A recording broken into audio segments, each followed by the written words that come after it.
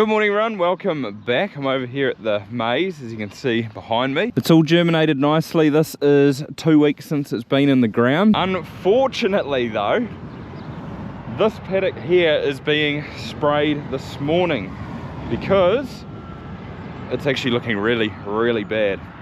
It's not looking good whatsoever. And here is a prime example. So see how all these plants along here are dead? That is cutworm. If I dig down in here, there it is right there. See that little caterpillary looking thing? That is what is killing all of these plants along here. This one here's not looking too healthy either. We dig down to the base. There it is right there.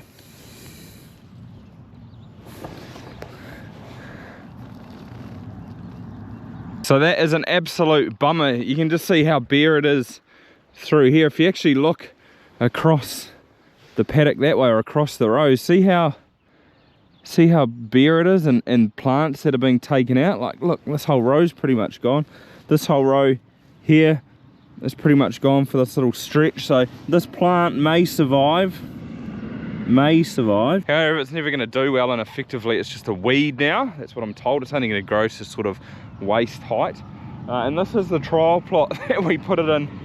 And Towers came out yesterday and had a look, and he was the one that advised me to probably spray this as soon as I can get them here. So Harry's actually coming soon. He shouldn't be too far away.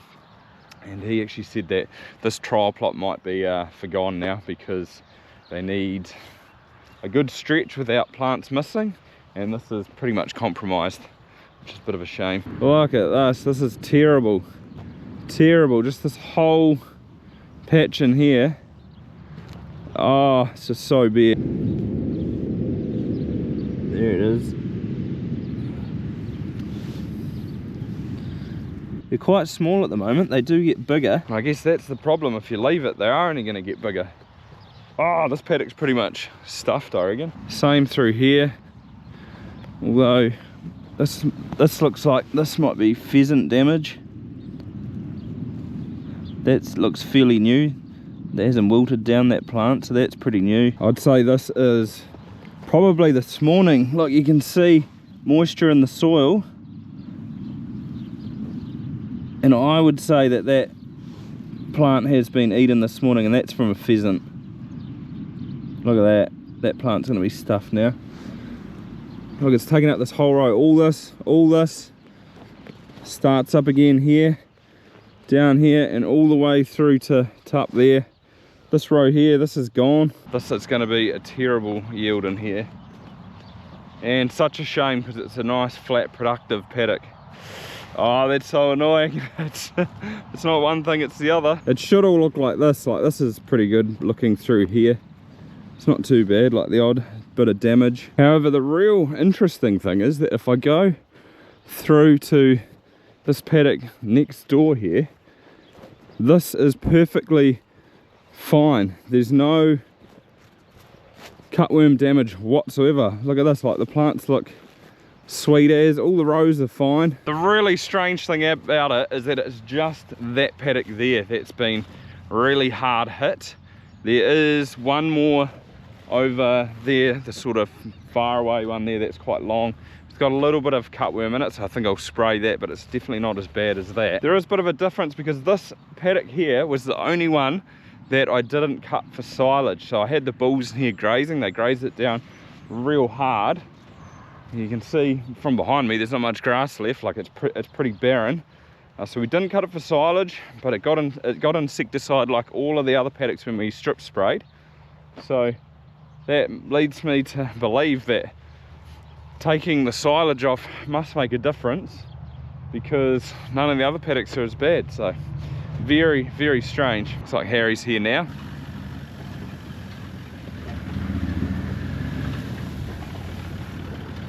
At least the plants are a little bit smaller to run over now.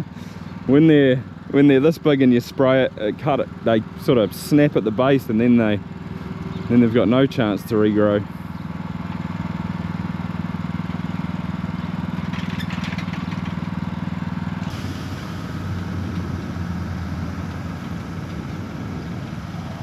just seems like it's getting harder and harder to grow. There's always something, whether it's insects or birds. The pheasants, oh, just the pheasants so bad.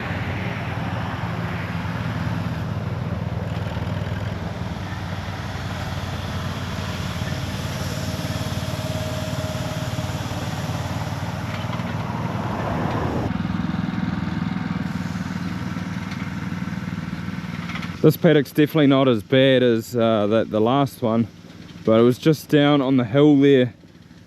It just looked a little bit patchy in places, so I thought while he's here, might as well get him to do it. Doesn't actually look too bad when you look down the rows like this, which is good. Well, at least one thing I haven't been dealing with this year is slugs.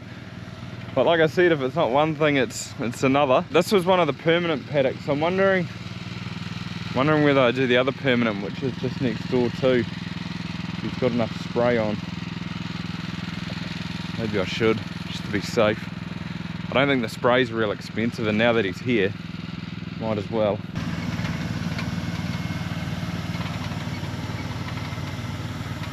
Didn't have enough to do that one there, so we'll leave it at that. Told him I had 3.5 hectares, and he said he's got about 0.1 of a hectare left in his tank. So that worked out pretty well.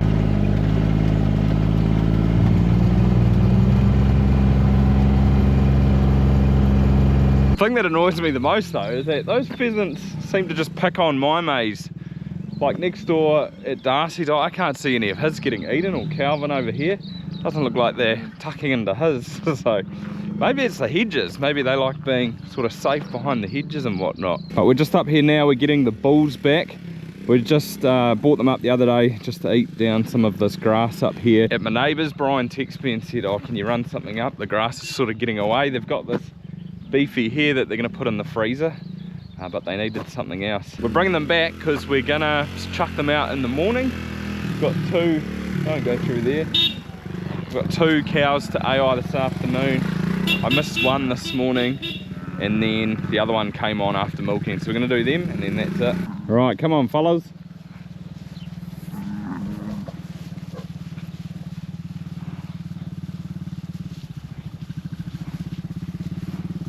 Single file even.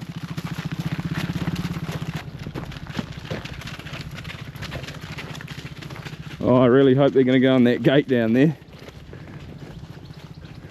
Please go to the left. Please go to the left. Yep. Kind of a no exit down there, but there is a house. And if they had to run past the gate, they would have been down and around the house. And Jody and Glenn aren't there, but it would have been too good when they come home and there's bull poo everywhere and big footsteps in their lawn.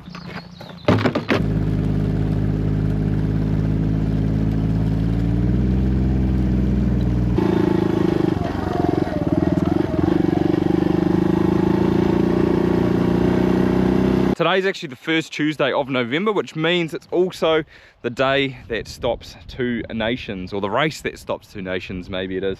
It's Melbourne Cup day, so I'm just trying to get my jobs done because I'm heading into town to watch it. I'm actually in a sweepstakes, so I put 30 bucks in a month, and then your name gets drawn and you get drawn a horse. So there's 24 people in it, and then if your horse wins, you get 4.5k, and I think second is 1500, or maybe it's 1800. I got that a couple of years ago, but it certainly would be nice to get a win. However, I bought the mower up here before. I've just topped this paddock. The cows are coming in here tomorrow, and this is actually the paddock that I planted in Fescue, and I think it is looking absolutely amazing. Like, look at all the clover here. There's 2 types of white clover here. I can't remember what they are, but it is, yeah, it's pretty rich in that. And the reason I'm topping it is just because if you look here, a lot of it, this is going to seed. There's a lot of seed head around, so that must be, maybe that's a different fescue. There's 2 different types of fescue in here as well. But I had Casey out here from Agricom the other day, and she said if I get in now and just give it a top, it'll sort this seed head out for the rest of the season. It goes to seed nice and early. You've got to be on quite a quick rotation on this too, because it does grow fairly fast. It's quite winter dormant, so it doesn't grow much in the winter, but once you get into spring and summer, it flies along. But it's definitely cleaned it up. You can see You can see just all the clover in the rows here. The cows are going to love it. We are putting bloat oil in their drench, so I'm not too worried about bloat. You'd think with all this clover around, plus it is going to dry down a little bit before they get in here.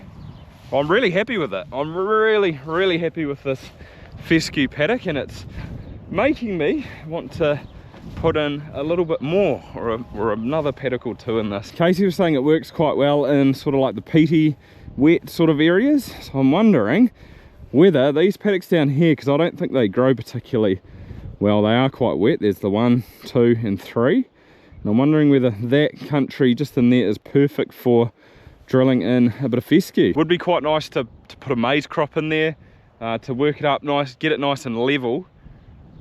That paddock there probably needs a bit of an overflow in, it needs drainage. Calvin's paddock's the one that's worked up over there, and he actually drained that one this year because there was a big wet spot in there. But that's what I'm potentially thinking going forward. Isn't that such a great site? Oh, I think it's great looking pasture. Dad sorted these bulls out, so what we do is 2 go in this paddock here, and one of those will go out with the young herd each day, and then these 2 over here, one of them will go out with the older herd each day. Just one in at a time, saves them fighting. And it's worked in the past, so I don't see any need to change it. Also, herd testing in the morning as well. Came and set that up a little bit earlier on. Trying to get everything done. I'm actually going away on Friday for a week. When we put the bulls out, that means that we can get away on holiday. It's sort of our first time since calving that we can have a good break. So I'm going away for a week, and then Dad and Mum are going away the following week. So just trying to get stuff done before that happens.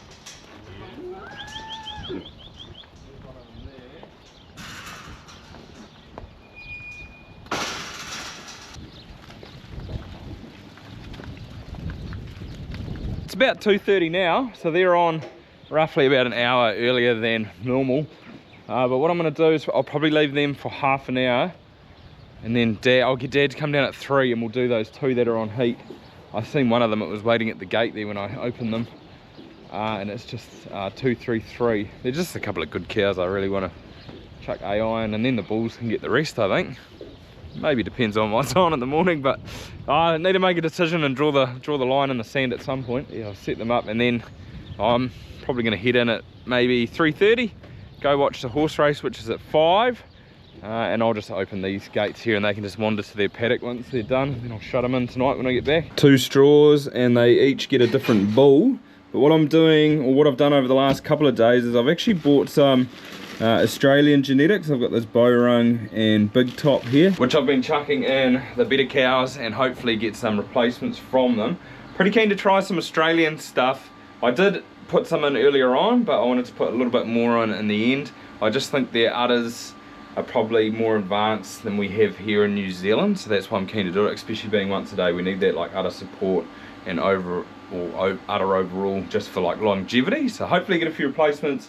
But then again, I'm not going to know for like 4 years till they start coming through as like second calvers, but time will tell, although that's a long way off. I think the horses were getting drawn at like 3 or 3:30, which would be roughly now, but I quite like the look of that Zardozi, or there's an Irish one, I think it's Akita Sushi. So if I get one of those 2, I'd be quite happy. I might have a go on that Zardozi, put my own bet on. 2, 3, 3 and 24.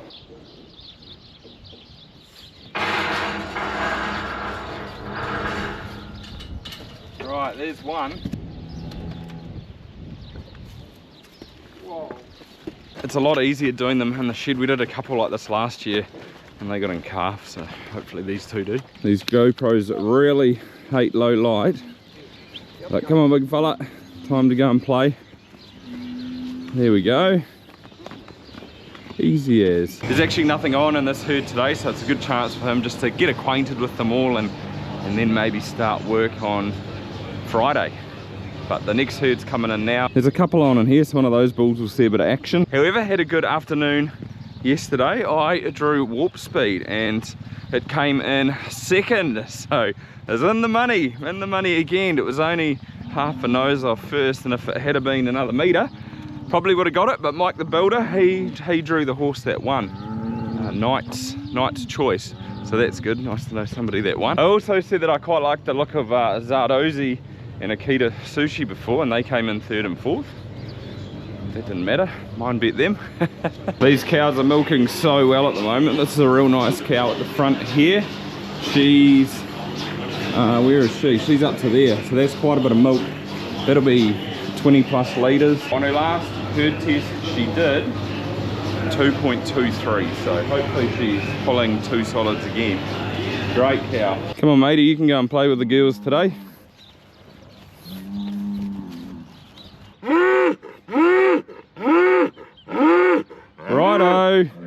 Righto, you'll get your turn. So today we're going into week 4. No, it's Wednesday today, yeah.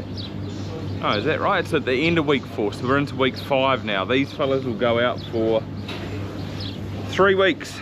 I need to sit down and work out the dates, but they'll go out for 3 weeks, and then I think at the end we'll tail off with short gestation for a week. That's what it's gonna look like. I need to book these fellas in anyway to go to the works, because once we pull them out, they're straight on the truck and gone. Here's another ripper, 207. She's a really nice cow, this one here, and she is pumping. Look at that. She's still got quite a bit of udder left to milk out too.